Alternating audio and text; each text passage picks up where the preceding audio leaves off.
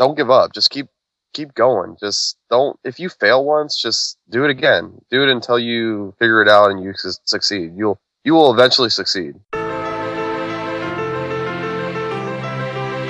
We RAD Dads, bringing a soft edge to a hard topic.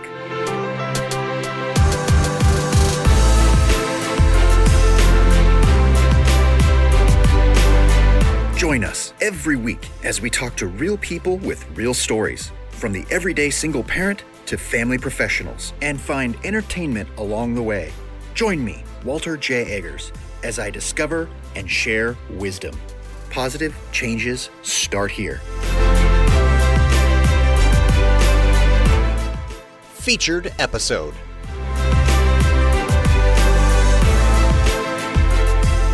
Hello and welcome back again, Rad Dads. Walter here with you, and I'm feeling amazing. If you don't know, We Rad Dads is your resource for single, separated, divorced, and otherwise non-traditional dads. I am happy to have you. Thank you for joining us, to the new listeners, and for everyone who supported us along the way. I cannot thank you enough for making We Rad Dads what it is. You know, I appreciate you listening, and I aim to bring you value and insight, a little bit of wisdom, and entertainment as well. If you find value, insight, wisdom, and or entertainment, I would appreciate you sharing this episode with your friends and other people who need to hear it.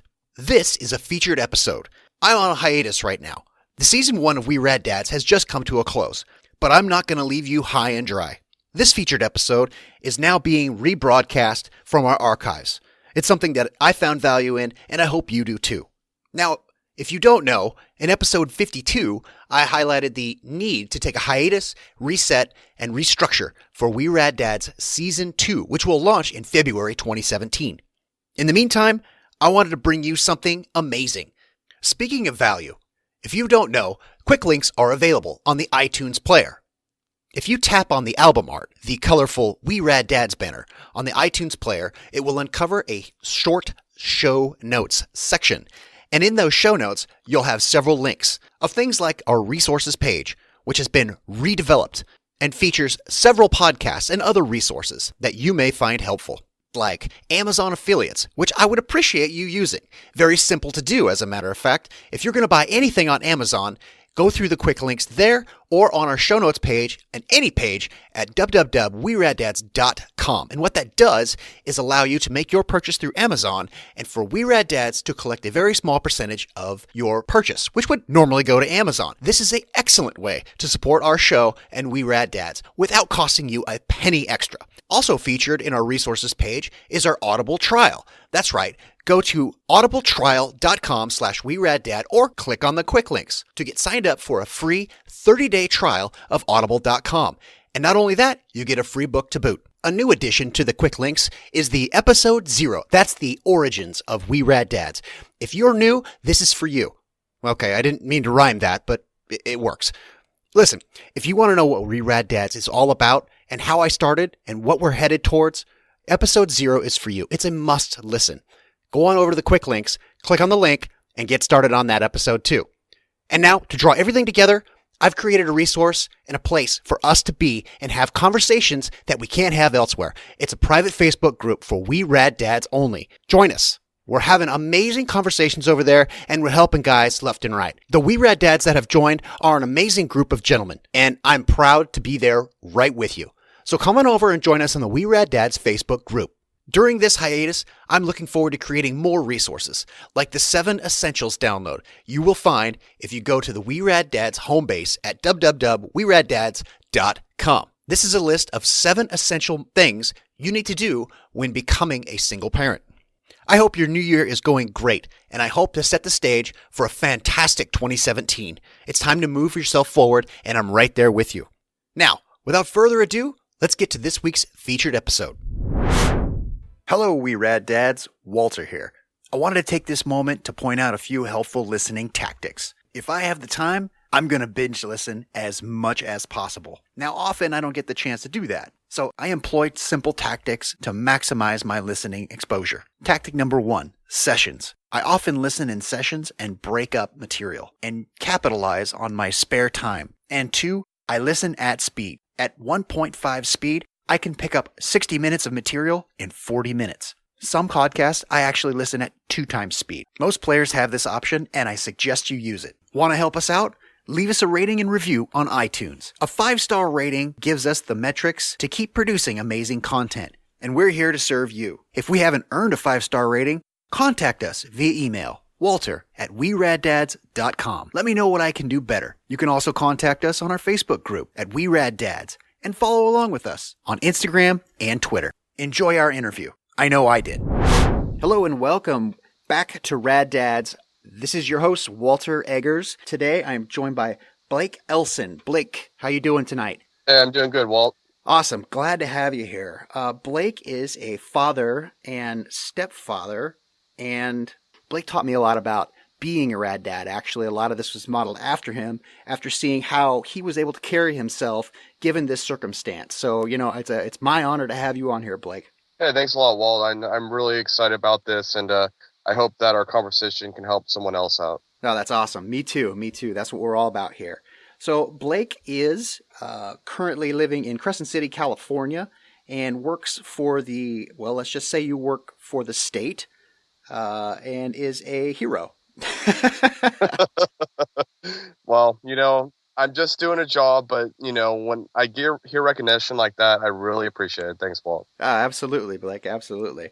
So I won't go over the finite details, but why don't you introduce yourself and maybe tell us a little bit more about yourself? Okay, so, I was living in Agora, California, with my mom and my stepdad. My mom and my biological father got divorced when I was about 2 years old. So at that time, I was living with my 2 other brothers, and we just had a really good life, really good childhood there. And I'd go visit my dad about once a month every summer. So, and when I'd go there, we'd have a lot of fun, fireworks. But yeah, being Oklahoma, you can shoot the best kind of fireworks. Yeah. Well, so you have a early experience with kind of blended families. Yes, I did. See, the thing is, my stepdad was awesome. Like, he was, if you could have a model stepdad, he would be the guy. He was awesome. He would make sure we do things every weekend, some family activity, holidays, he'd go above and beyond, making it seem like each character was like actually there. And, it was just great. Yeah. No, that's fantastic. So would it be safe to say that that kind of shaped your perception of what a stepdad could be? Yeah, definitely. I definitely have taken some of what he taught us, me and my brothers growing up, and I've used it. Yeah, definitely. That's great, man. So can I ask you, what was your level of involvement with your biological father? Well, basically I would just, like I said, I'd see him every month out of summer growing up, and then it came to a point to where my mom was kind of struggling on her own stuff, and so I moved out to Oklahoma and went to high school there for my full high school years. Wow. Okay. So you went out to Oklahoma with your dad then? Yeah. I moved out there with him. Oh, okay. Okay. So did you feel it was your burden to take that, I guess, was it your responsibility to take that burden off of your mom financially by going and living with your dad, or was there more to it than that? No, really. She just was having, she was having troubles financially with her own personal addiction. So my dad was concerned about that, and so he basically gave her the option of us moving out there. I see. I hope your mom is well today. Yeah, she's doing great. With any addiction comes the struggle, and she's doing really good right now. I'm really happy for her. Man, that's fantastic. I really appreciate your candor and being able to, honestly open yourself up. Everybody has a different situation, and it's really what you make of it is kind of what it all boils down to. You could make it a bad situation, or you could approach it from the glass half full perspective. And it seems like, given your circumstance now, I mean, everything that you could be down about, you're just not. And that's why you're a rad dad, dude. That's why I love having you. Thanks a lot, Walt. Absolutely. Well, really, thank you for letting us get to know you a little bit. And we'll just jump right into a few of the kind of get to know you questions here. Tell us something about you that nobody or very few people would know about you. Well, I guess one thing that I don't tell too many people about is I went to a military school. I dropped out of high school when I was in my junior year because I either wanted to join the workforce or I wanted to go into the military. So I Wow. get to the, yeah. And so I go to the military school and it was a great experience. Like it was awesome. But I just at that point realized that the military wasn't for me. So, First of all, I'm blown away. I mean, because you right. and I worked very, very closely for an extended period of time, and we'll get there. That, But mhm. I had no idea you willingly went to military school. Usually, that's like a punishment for people. Exactly. And you know what? And that's the thing is that, um, I went there. It was kind of like my dad. Okay. So my dad said, hey, you need to do something with your life. You're not really excelling with school. And like I said, I wanted to hit the workforce. And I said, hey, look, here's this military school. You get your GED out of it. If I get that, you got to be okay with me leaving the house and getting out there on my own. And we shook on it and we made that agreement. Wow, you really manned up at a young age. That's awesome. So, did you finish the military commitment? Yes, I did. It was a 6-month program in the winter of Oklahoma. And let me just tell you about that. When you wake up at 5 o'clock in the morning and your like snot is like freezing as you're standing out there, that's cold. Yeah. That's a cold morning. Did it make a man out of you? You know what? Yes, most definitely it did. It shaped me. I had some good mentors, and had really strong personalities, and I really enjoyed being there. Man, you're just that growing in my eyes right now, man. That's really awesome. Congratulations that you took that on, and I'm sure it sucked, but you just powered through. So that's awesome. Yeah, for sure. Yeah. Cool. So tell us your favorite guy humor or stupid movie. Okay. So one of my favorites is Swingers with Vince Vaughn. Swingers with Vince Vaughn. It's a great movie. Yeah. Yeah. Well, okay. So you have a favorite part or anything like that? What is it? What's the hook? Yeah, he's like, well, he basically says, hey, you know what? You're so money. Hey, babe, you're so money. Like he just do this, because this guy, the other actor was going through a breakup, and he'd be like, you know what? You're so money. You don't even know it. And that part in particular is really funny to me. So It's funny how Vince Vaughn is kind of typecast as that guy too. yeah, He's exactly. that bro, that Uh-huh. positive. I don't know. I love him. Yeah, he's gone awesome. He's a really funny comedian too, for sure. Yeah, absolutely. Cool, man. Tell us, and I can't wait to hear this answer. Tell us about back in the day when you had a favorite band or style that now you look back and you're just like, oh my gosh, I can't believe I did that. So, who was that obscure band or that silly trend that you used to be influenced by? I got a good one for you, Walt. Uh-oh. So basically, I used to listen to punk rock growing up as a teenager. Mm-hmm. I love the fast paced, upbeat music. You hit a mosh pit, and so I would do my hair up in Liberty spikes.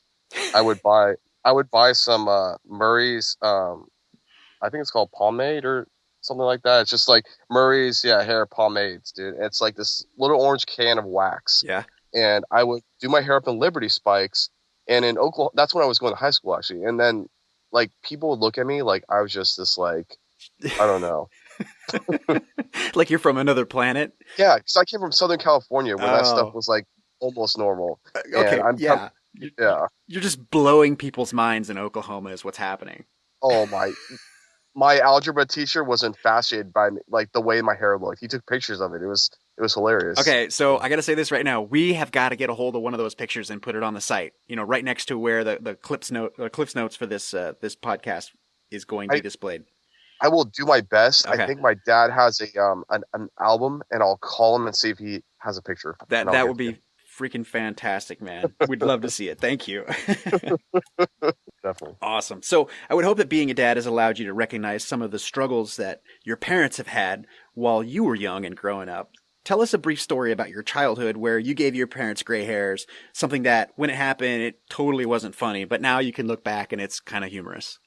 Okay. So when I was when I was in middle school, living in Southern California, and I had bought some stink bombs, like the little glass containers, and you break them and they smell terrible. Oh yeah, I remember those. Yeah. Yeah, I think everybody got their hands on those when they were kids. So we're in science class, and I just casually just break one.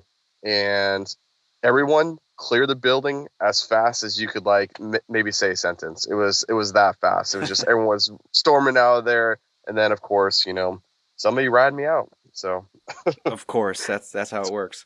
I got ratted out, and then my mom has to come out from work and then come down to the principal's office to pick me up from school, and so I get suspended for a day. And yeah, let's just say that wasn't a very pleasant evening. So you had a very inventive and or evasive punishment after this?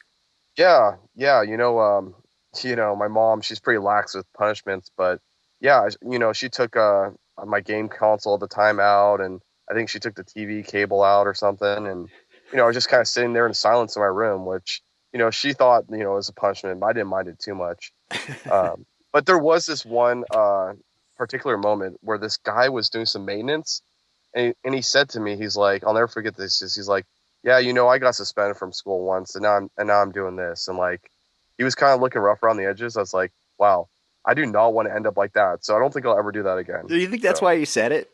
Dude, I think so. I think who knows? Maybe he drives like like a freaking Lexus, and he was just saying that to get me to like not do that again. I don't know. It's funny how those little things back in the day resonate, and it's just you probably forget 1,000 of them, but that one thing like that, it still sticks with you very vividly today. Yeah, I'll never forget the guy. I mean, just a complete stranger, and he said that to me, and I don't know, it's really, really stuck out. Well, luckily you're not a janitor full time. I understand that with what you do, there is janitorial duties involved, but it's not your mainstay. So good. Awesome.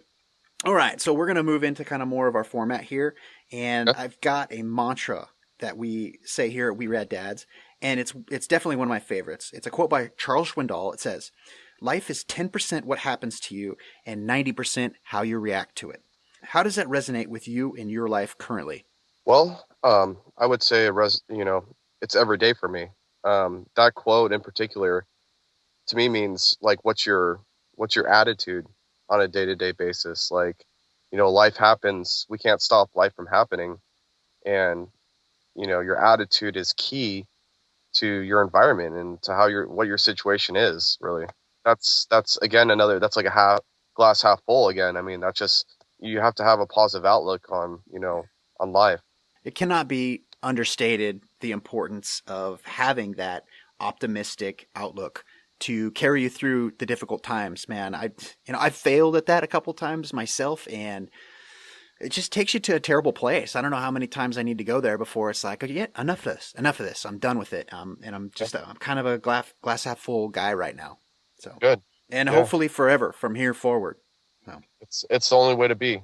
It's so easy to stay in negative. It's so easy, but to keep on that positive track is that's the challenge. Yeah, so. And you know what I find about this is it all comes down to the people who you are physically exposed to the most. Yeah. It's been said that you are the average of the 5 people that you spend the most time with, and I firmly believe that. And so I've been intentionally seeking out people who think the same way and are upbeat like I am, and that sort of thing. And it's really played a role in my life to get away from the toxic relationships that I previously had.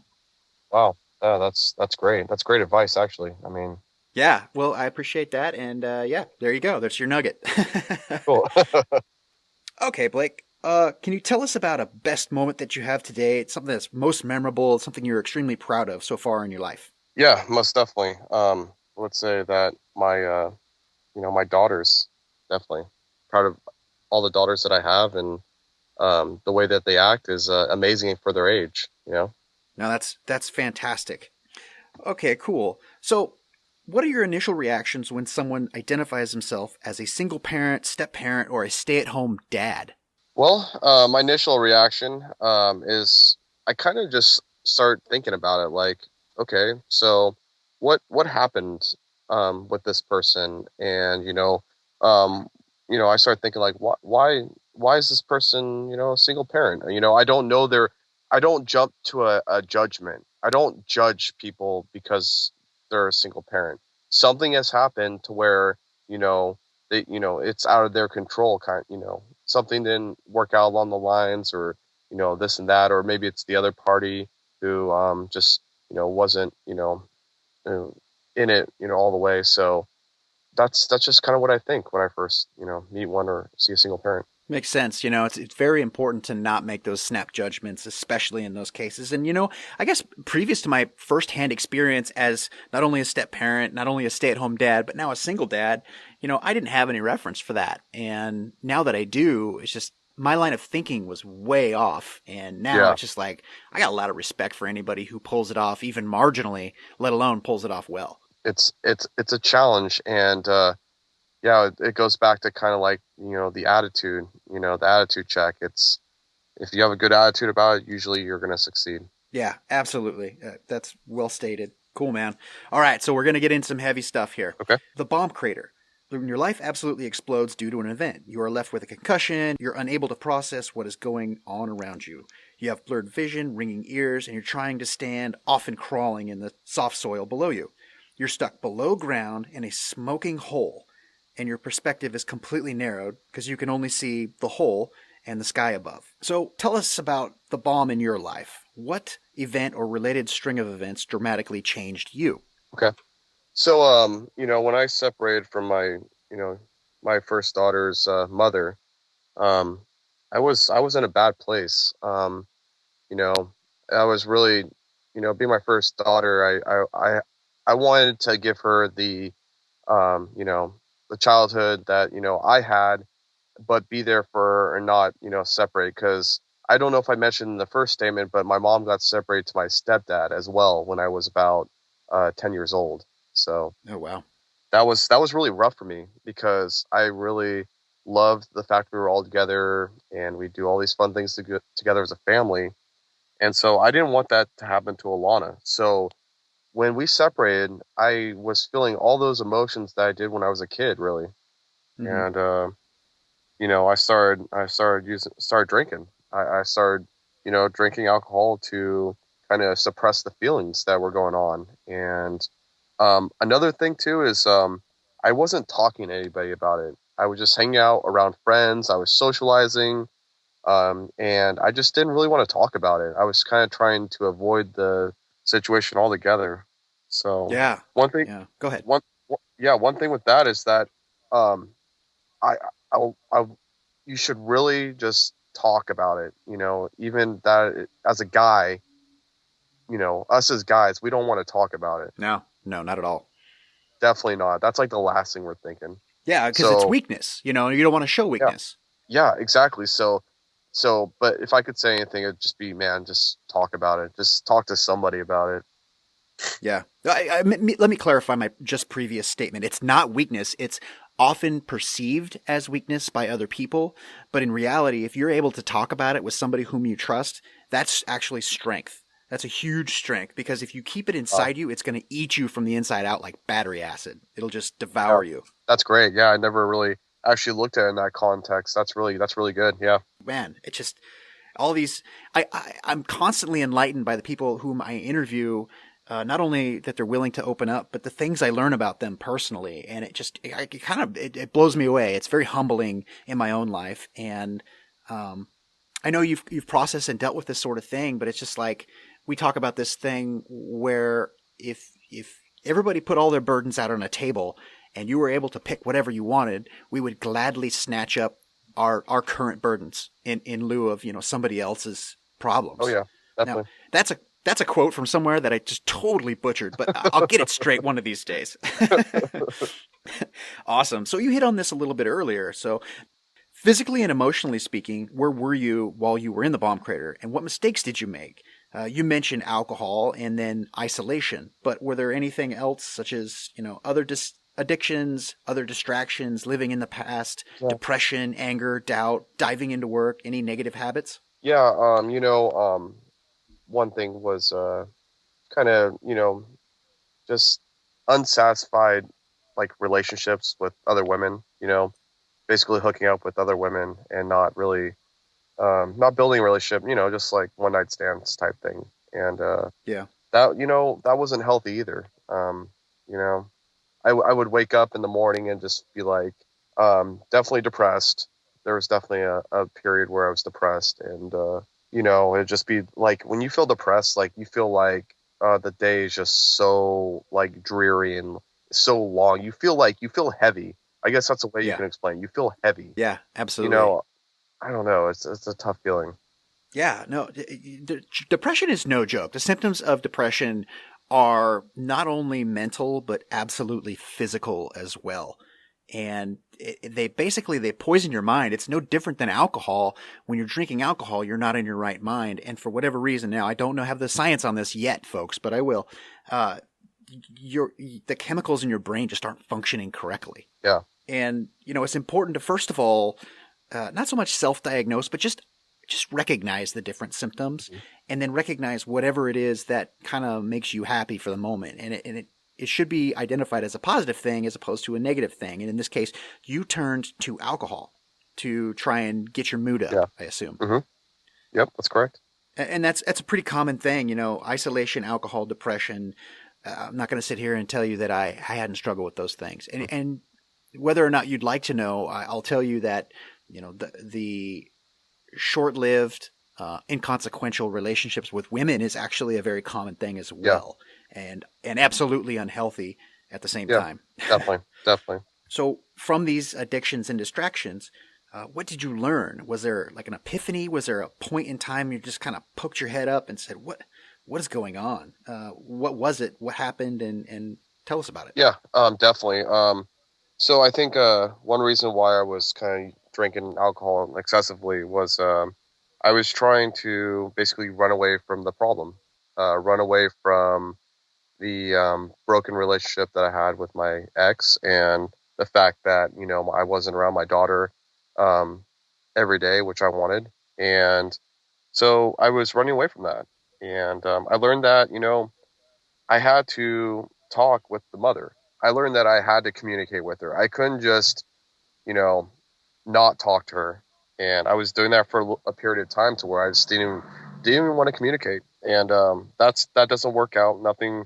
I guess my epiphany was that when I just wasn't seeing my daughter every day, I was just like it ate me up, and I thought about it, and I was like, I have to make contact with her mother in order to start seeing her again, and and to spend time with her. Yeah, that's so key, and I'm glad you are the person you are to where you finally just realized that, and that's what happened with me in my life is I always focused on my son, and I don't know what it is about being a father, but it's a really powerful force. It's above and beyond most things, and it drives you to do things that you previously thought that you either couldn't do or didn't want to do. Mhm.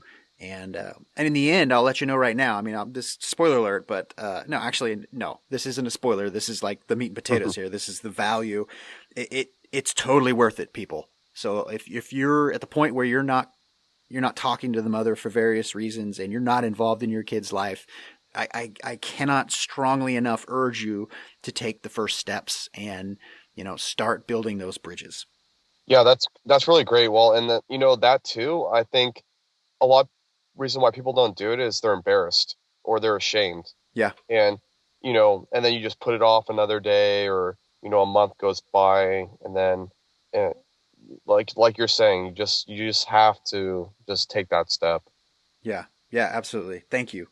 Thank you. So that is what we call the how did I get here moment. When you finally get out of the crater that is, your own emotions and everything that you've been dealing with, the 2 steps forward and 1 step sliding back into the hole. When you finally pick yourself up out of that crater, you get to look around and the smoke's clearing and you kind of see the horizon again, and you got your former life kind of just blown up around you in little fragments, but you can kind of see in 360 degrees. And what that is an opportunity.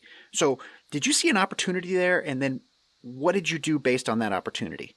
Okay. Well, basically my opportunity with getting out of the crater, for me personally, was to I went through the court systems in order to get a custody agreement, because I was dealing with some problems with getting my daughter and from the mother, and so I had to go through the court systems. And when I did that, I started getting advice from the family counselors, Mm-hmm. and they kind of guided me and gave me this booklet, which every person gets if you're going through a custody agreement. It gives you a booklet that shows you how to deal with certain things and like what's your rights. You shouldn't never have that mentality like, oh, one parent is more entitled to the kid than the other, because that's a common perception. And Absolutely. Is it true?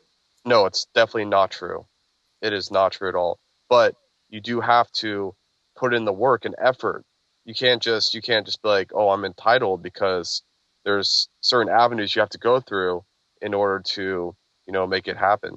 Paperwork and, showing consistency. Yeah. No, I've heard that that's It's huge. consistency is like one of the biggest things is to show that you have a stable life and desire to be part of your child's life. And Exactly. I think court systems are a lot less hesitant nowadays to grant custody arrangements that are, equal to both parents given Yeah. equal circumstance, and that, you're not involved with some heavy, negative activities.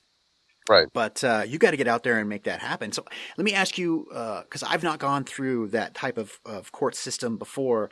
Did it ever get to the point where it was just like, these 1,000 tiny steps that just added up? Did it ever seem overwhelming to you? Oh, most definitely.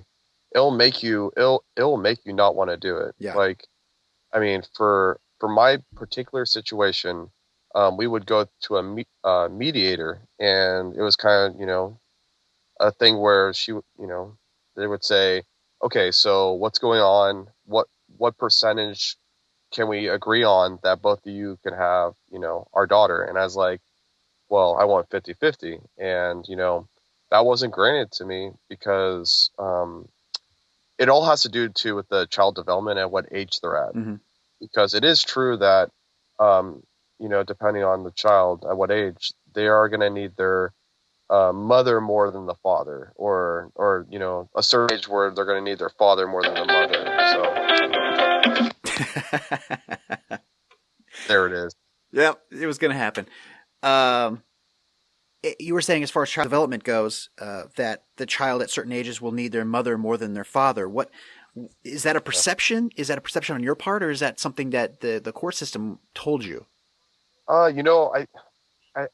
I would say it's like a perception on my Mm-hmm. part, because that's what I was led to believe, basically. And I don't know, I couldn't tell you for sure if that's fact or not. Okay. But I just felt like, with the way that it was going for me in my custody battle, I kind of felt like that's how it was going. So, Blaik, take us back there again. You wanted 50% custody, and you weren't granted custody. Why, and then what happened? Okay, so I wasn't granted full custody, because, I think that just, at her age, she was pretty young. She was only 2. Mm-hmm. So, at that age, I guess they felt that it would be more beneficial for her to be with her mother more of the time. And so I agreed to just, have her every weekend. Mm-hmm. So, and I was okay with that, because I'd have to work as well. And so to have her every weekend, I was okay with that. Yeah. I was like, okay, for the time being, I'll be okay with that. So you touched on my follow-up here is that, when it comes to work, I mean, was her mother working, and where were you working at the time? You know what? Her mother wasn't working. So I was working at Walmart and doing that, and basically just helping support her. So with that being said, I was paying her under the table. I wasn't obligated to pay child support at that time. Mm-hmm. So I was doing that just because I felt a sense of responsibility that I had to take care of my daughter, and if her mother's not working, I don't want her to, I can't have my baby out on the streets. Yeah, absolutely. Did you ever feel at any point that you were being taken advantage of with that? Yeah, most definitely. Yeah, Wow. definitely. Yeah. I mean, it came to a point where, she had to go, stay with her mom. And as I said, I can't keep doing this. And because then I won't have any way to be able to support myself. Yeah. So, Yeah, but you kept doing it. I kept doing it out of, yeah. How did you find your way out of that place to something more amicable? Well, at that point, I just, I just had to cut it off. I gave her some time. I said, hey, look, I'm not going to be doing this anymore. And so it basically came out to me saying it to her. That must have been terrifying Oh, to know that you are unable, or I guess the situation decreased your ability and trust in being able to support your daughter. So yeah. how did that affect you? It wasn't a good feeling. It was, it made me feel like almost like less of a man, like, oh, you know, I can't support my daughter and myself in that kind of regards. I mean, I always made sure she had everything she needed, but I wanted to be able to provide her with more than what she needed, give her Right. everything, that I possibly could. And, yeah, I just had to keep on pushing forward and, trying to, and that's when I actually landed a different job, which, allowed me to do more for her. So. No, that's awesome. So at that low point there where, money was a factor and job issues were a factor, how did you and your other negotiate that to what I assume today is a much better situation? Yeah.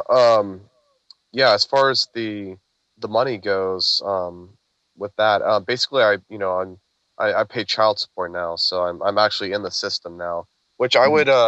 I would recommend to anybody because it shows a receipt of payments you made, and it's a system. So you're not having to deal with her calling you up, be like, hey, I need money, for this or that.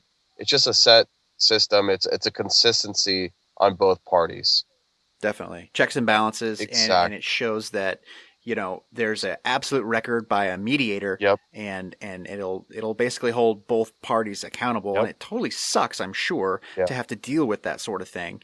And I can't imagine it's anything but absolutely nerve-wracking when they're deciding the child support payments and the terms and all that. Oh, it's a life changer. Don't get me wrong. They go, it's not a small number usually. I mean, if you have a decent paying job, it's not small. So you just kind of um, you just arrange your life around it. I mean, you Yeah. adapt to it and you just work around it.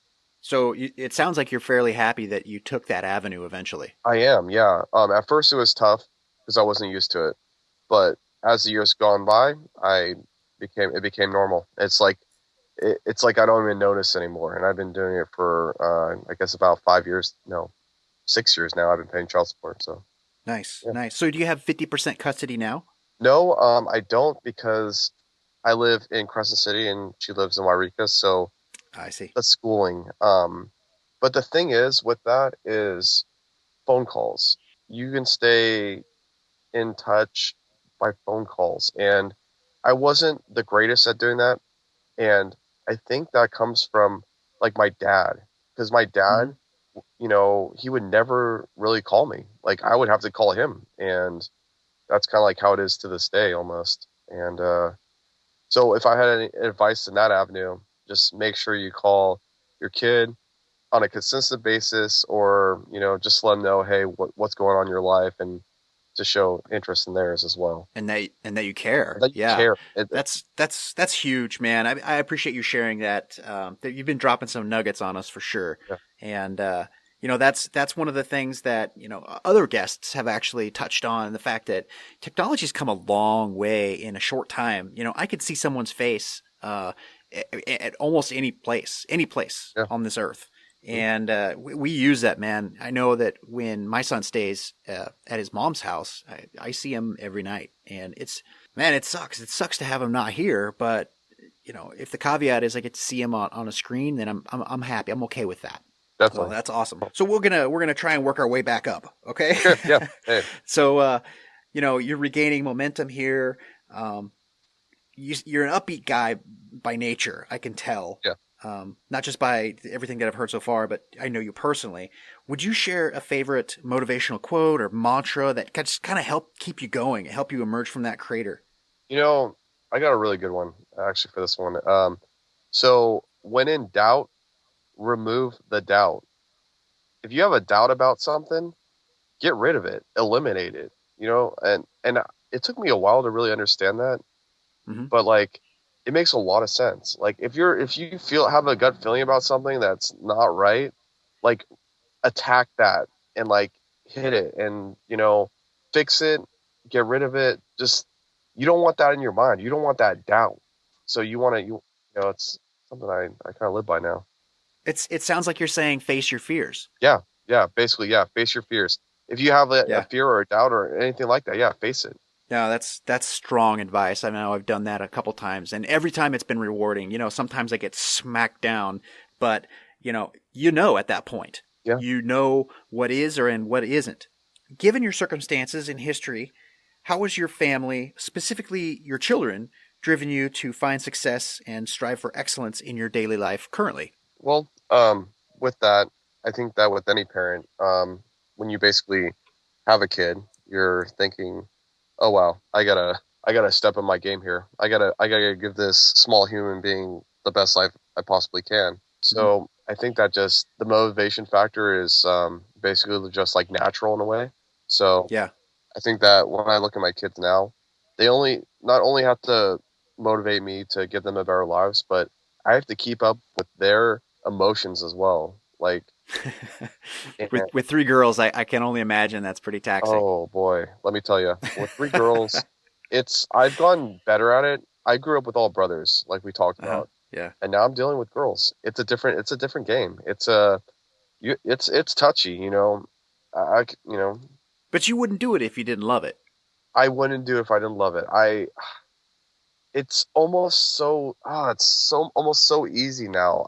I don't want to like be complacent about it, but it's just like being around it every day. You just it becomes natural, and it gets easier. I guess that's what I'm trying to say, is that it may seem hard and impossible some days, but it does get better. If you stay consistent and just keep going, it gets better and it gets easier. Yes. It does. Oh man, you nailed it. I was gonna go there, but you beat me to it. And I found myself in that position myself. That fish out of water experience. That this isn't me. That that I don't think I can do this, or I never set my sights on this before. And then before you know it, I'm a diaper ninja. And I'm doing all this other stuff that I never thought I would do. Yeah. And it was work. It really was work. But I understood that if I knuckled down and got it done and learned what I had to learn to be efficient at these tasks, whatever they were, that it would get easier. Cool. So in your journey along that way, was there anyone in particular that you would lean on, or who was your go-to person for support, anything? Yeah. My Aunt Priscilla, she has 2 master's degrees in childhood development. She was my go-to, not only intellectually, having spent her life studying the topic basically of what I was going through, but just on an emotional level, I could actually talk to her and tell her how I was feeling. I'd ask her, hey, if I do this, what do you think? Or should I do this? Should I not do this? And I think that it's really important to have at least one person like that if you're going through something like this. Yeah, no, it's not a solo journey, that's for sure. And to have someone with the information and a I guess a clear frame of reference. Yeah. Not only they know you personally, but a clear and educated frame of reference, and that's just a really golden resource to have. It was absolutely what I needed. So is there a story you have about when you were able to use your bomb crater experience or experiences to excel in your personal or professional life, and or give back directly to somebody who needed your help? Yeah, definitely. I think my bomb crater helped me because at that time I wanted to run away from it, a problem. And through that experience, I learned that, oh, okay, I have to deal with the problem. I met people along my journey, and they've been through situations just like any of us that it didn't work out, and they had to, work it out with the other parent. And I would just sit down and talk to them about my experience and hope that it would help them out. Yeah. Talking about that sort of thing and knowing that you're not alone. I mean, that's the premise of what we're doing here today. That's what I want to bring to other people, because I identified when I went through my struggle, there wasn't anybody who I could talk to in my life that, could resonate in a way, in a positive sense, to kind of help me through it. And I think the positivity is super key on this. Yeah, that's a different way of looking at it that I haven't really seen before. I like that you emphasize on the positive. Oh, totally. There's no other way, man. Yeah, definitely. That's awesome. Well, thank you for reaching out to somebody, in need, and I hope that, you've changed lives as well. That's what it's all about. Awesome. So, as far as that goes, what success strategies would you offer to other rad dads out there who are currently struggling in that bomb crater? Okay, I'm gonna give it out to them. Hey guys, when you're in that crater, just put down the drink. If you got a drink in your hand, put it down, and that's the first step, because you're not gonna have a clear mind. Go through the proper channels of working out a custody agreement through the court system, and then you'll have a peace of mind there. And try not to like fight in front of the child, because this is hard enough for them to have this happen. But if you can bring the other parent to the side and have your discussions, not in their presence, that's a big one. Also, just don't give up. Just keep going. Just don't. If you fail once, just do it again. Do it until you figure it out and you succeed. You will eventually succeed. So that's my advice. Dude, those are bombs. Thank you. Those three. If you hear nothing else this entire interview, like, hear those words right there. Yeah. Thank you, Blaik. You're welcome. That's a great summation of kind of the struggle and then the benefit from the struggle, because there is going to be a benefit, but you got to earn it. You have to earn it. You have to fight for it. Yeah. All right, we're going to kind of pull out of the serious topics for now. We're going to go into the quick Q&A segment. Sure. All right. So, what was the most original term that you used in place of a curse word while in front of your kids? I use dang it. I use dang it all the time. Dang it, gosh dang it. Like I'll say that all my Oklahoma accent will come out. I'll go, gosh dang it. I'll just start throwing those out there. Do they ever mimic you? Oh, all the time. Constantly. Yeah. All right, so I think I know the answer to this one. Children, boys or girls? All girls. Yep. Girls. Yep. Awesome. Girls all the way. Yep. What is your favorite age for children and why? My favorite age group is from 0 to 3. 0 to 3 months. And the reason why it's so months? It's so, oh my gosh, it's so new. They're right new to your world, and they're so fragile. They're so small. Like, they're just, it's an amazing feeling. They need you. They absolutely need you to survive. And that surprises me, because I think most dads, and I think myself included, don't feel that they're necessary at all in 0 to 3. I thought you were talking 0 to 3 years, but 0 to 3 months. 0 to 3 months. That's incredible, man. I'm glad you feel that way. I mean, it's here I am with my own paradigms, and I never considered that as a favorite age. What is your best dad skill and or superpower? Basically, to make the girls laugh. I have a good sense of humor, and I really am goofy. I'm very goofy. That's true. When it comes to the girls. That is true. Out of probably most people. Yeah, I just like to have fun. I like to have that good feeling inside of you. And me and the girls, we laugh, man. I mean, Kayla the other day, she let out a belly laugh that was hilarious. We're talking like a full-on belly laugh, like it was rumbling. It was the best thing in the world. The belly laughs for kids, I gotta tell you, it's like crack, man. You just can't get enough. Next time it happens, I'm recording it. I'm gonna use it as my ringtone. Oh yeah, best ringtone ever. Yeah. Okay, so as far as skills go, which is your worst, and how do you manage it and or mitigate it? Okay, this is probably a big one for a lot of people too. When they are yelling, the consistent yelling. So mine would be the tolerance to it. Sometimes I may yell back because it's just a constant ringing in my ears, and I recognize that. I'm like, oh man, why did I yell back? I'm just giving in. So I'm like, what I've tried to do is, instead of yelling back, I just kind of laugh at it now. Mm-hmm. I just kind of laugh at it, and by doing that, you're putting your mind in a different place, I guess. Yeah, it sounds like you're diffusing it in a physical sense. Just instead of reacting negatively, you're reacting in a positive sense. Yeah, because then they're like, why is he laughing? I didn't get to him. You should be laughing right now. You should be mad. This is your button. I'm pushing it. Yeah, yeah.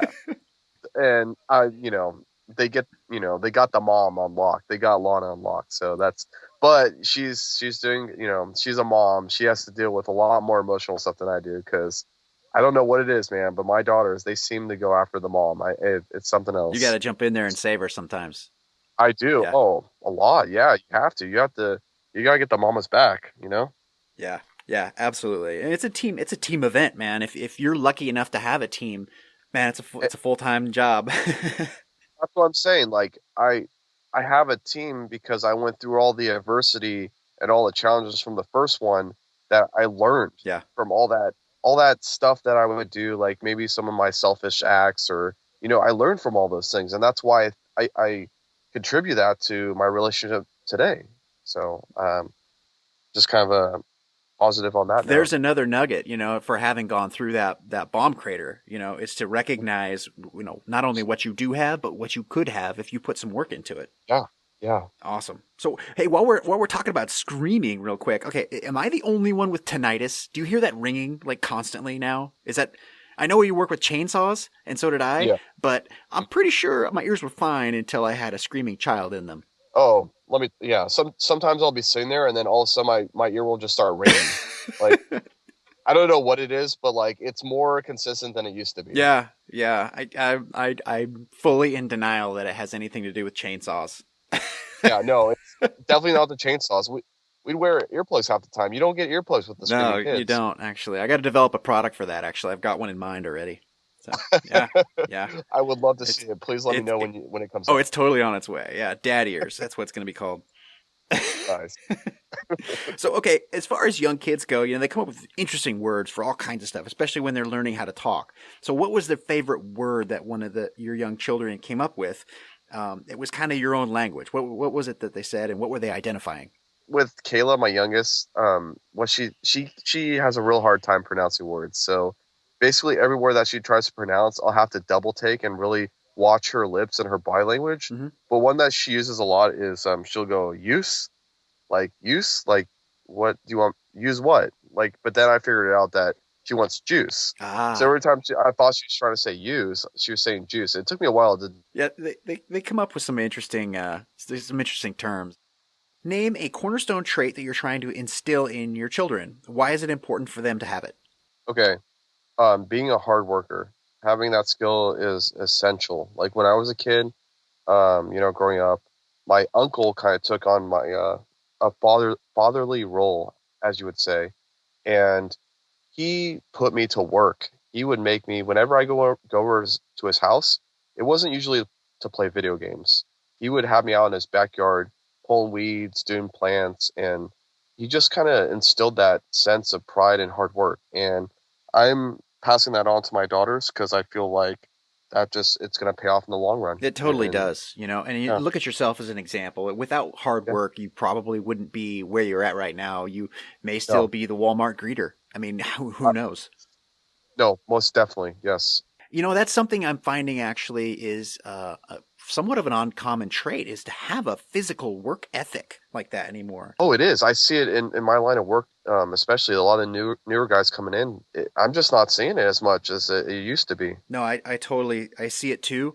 And, I have an eye on that same industry as well. And most industries, actually, people, I wouldn't say they're entitled. It's just I don't think they comprehend what labor really entails. Yeah. They've never really been exposed to it. Yeah. And working with you and what we did, it really opened up my eyes to what hard work really is. Yeah. Blaik and I were a SAW team for a hotshot crew in 2011 and 12. And I'm extremely proud of what I did and who I worked with. In my experience in diversification of fire, all kinds of different fire jobs, I have never worked with a closer knit group of people consistently as when I worked with all of my every experience I've had with all my hotshot crews that I've worked with. Yeah, I mean, it was just an absolute pleasure. I mean, we had so much fun working on that. It's always fun looking back, but at the time you're like, oh God, again. Some of those days you're like, oh my gosh. You look up that hill, which is probably like an hour hike. Oh yeah, straight up, and you're like, here we go again. Morning commute. Awesome. So, Awesome. yeah, Love getting nostalgic, but let's get back on topic here real quick. sure. Yeah. Okay, so often in turning into a rad dad, our children teach us valuable lessons. What lessons have your children taught you? My children have taught me what's important in life. They taught me about managing my priorities.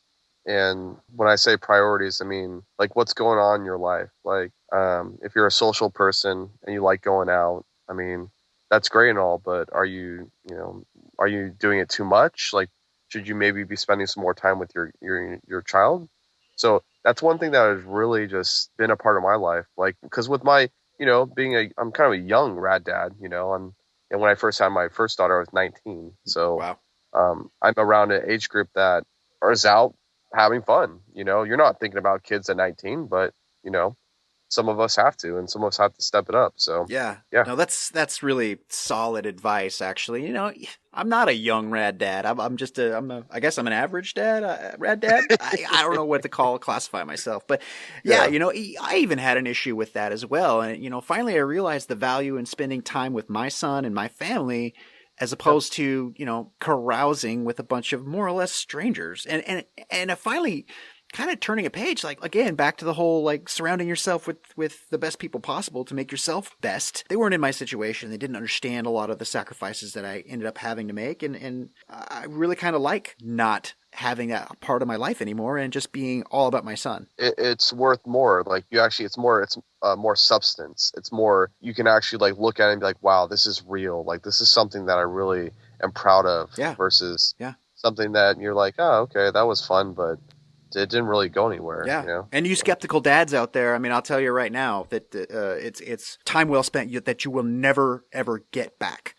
Yes. So and you will someday kick yourself for not spending that time if in fact you don't take that time. That's huge. Yep. That's I can't tell you how many people in their later ages that said that, like, like, wow, I wish I would have done this or that, and it's like you just nailed it right in the head, man. That's good advice. Cool. How has your occupation shaped what kind of dad you are? Well, I would say that with my occupation, that it has to do with really being a leader and really developing leadership skills and communicating. That's a big one too. Oh yeah. So I think that has helped me in developing strategies for my own household and leading by example, basically, with my kids, like, setting the bar at a certain place, so they're like, okay, this is what I need, this is how I need to act, and oh, I shouldn't do that, under peer pressure. So, and just talking it out. So that's really, those two actually mesh pretty well together, actually. Yeah, no, those are some really important ideals there that I'll be continuing to harp on. I mean, throughout We Rad Dads, Nice. just kind of cornerstone things that I personally believe in. If you could teleport back to your "how did I get here" moment and give yourself some sort of a book or advice or resource, what would it be? I would say to myself, failing in order to succeed, because I was, I still am, and I think a lot of people are too, afraid to fail. Yeah. I mean, I don't like it. Who likes to fail? Nobody likes to fail. Failure sucks. It does. Like, it's the worst. But if I wish I would have tried, to fail a little bit more, because when you're failing, you're trying something that you really like, but you just didn't quite get it. That means you have to kind of tweak a few things, or you have to like go at a different angle. I guess when you're limiting yourself to your full potential in a way. Mm-hmm. Yeah, and man, I've embraced failures in my life recently. Before I would really have a hard time with it, I try and hide it from people and try and keep it within myself. And now I'm more of in a mindset where if I fail, it means I'm learning. It means it's an opportunity to better myself in some way that maybe I fell short because maybe I didn't take the right steps or didn't do it the right way. And I like to think of it as failing forward. It's just, I think it was Benjamin Franklin who is quoted for saying, I haven't failed X number of times. I just found X number of ways that don't work. Yeah. Again, like that. I'm butchering that one probably as well. So I'll get that one up on the website too. Cool. So can you share a personal PSA, a public service announcement with all of us here? And me personally, I'm just going to go out here and say, just use your damn turn signals, please. That's what they're there for. And I'd appreciate if I knew which way you were turning. Oh, Oh man, buddy, I know what you mean exactly. It's it's a general sickness with the population for sure. Right, So, right. um, I guess one thing I would say in regards to this conversation that we've had is talk with a professional. If you don't have anybody to talk to, just go to a professional. In fact, you might just want to go to a professional. Period. Whether it be a counselor or somewhere in those lines, because that's something that I didn't do. Um, I mean, like I said, I talked to my aunt, and she has a couple master's degree in that department, but she's my aunt. She's not going to give me that hard criticism that I really probably need to hear. So that would be my one thing to say. Man, that's really profound, and I appreciate you bringing that to light. Actually, I know there's resources available out there. There has to be, and I'm going to dig into this personally and see if I can uncover those, and then try and put some links on our website for that too. Professional help. It doesn't mean that you're sick and you need a straitjacket and you're going to get locked away. People have problems, and as guys, especially, we really just don't process them. We don't talk about them. It's this social faux pas that we here at Rad Dads are really just trying to shatter that. I want to break those walls down. Good. I will be Good. here to talk to. I would hope that I can get a grouping of Rad Dads to talk together, and that's my goal with my Facebook group as well. I mean, hey, link up with other Rad Dads. Find someone in a similar situation, someone who's navigated it, and get in there and talk to them. That's what it's for. Yeah, I'll make that a point. Well, I'll start a trend right now and say that after this, I'll get on Facebook and I'll contact somebody and just have a conversation with them. Yeah, and I mean, honestly, that's the pay it forward thing. That if someone allows you to do it, if they want to, if they take the first steps, then yeah, totally, just give them what you got and be gentle. It's a kind of a fine line. These people are fragile. I mean, if remember from where you were at and where I was at, I was freaking broken. Yeah. Oh yeah. So yeah, I appreciate you doing that, Blaik, and I know you will. Yeah. Awesome. So, is there a cause for charity or something that you'd like to draw everyone's attention to? Yeah. I'd like to mention the Wildland Firefighter Foundation. Awesome. Basically, being a part of that profession, I was at the Valley Fire this last fire season, and I've never seen as much destruction in a community that I did when I went down there. And we've seen a lot of big fire, man. We've seen incredible amounts of fire. I mean, being in our positions on the hotshot crew, you see some extreme fire behavior, and we did. Well, this Valley Fire, just seeing whole communities destroyed, it really brought it down to earth for me. So I would like to give a shout out to that organization. Awesome. And we will have links to both the Wildland Firefighter Foundation and the American Red Cross on our website in the show notes for Blaik's episode here. Thank you.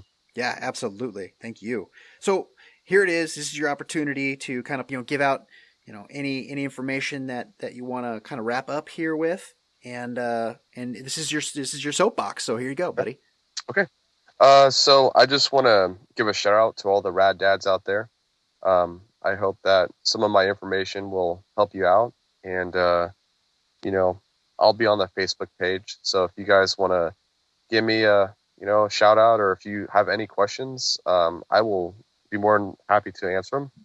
And then also I want to give a shout out to Lana.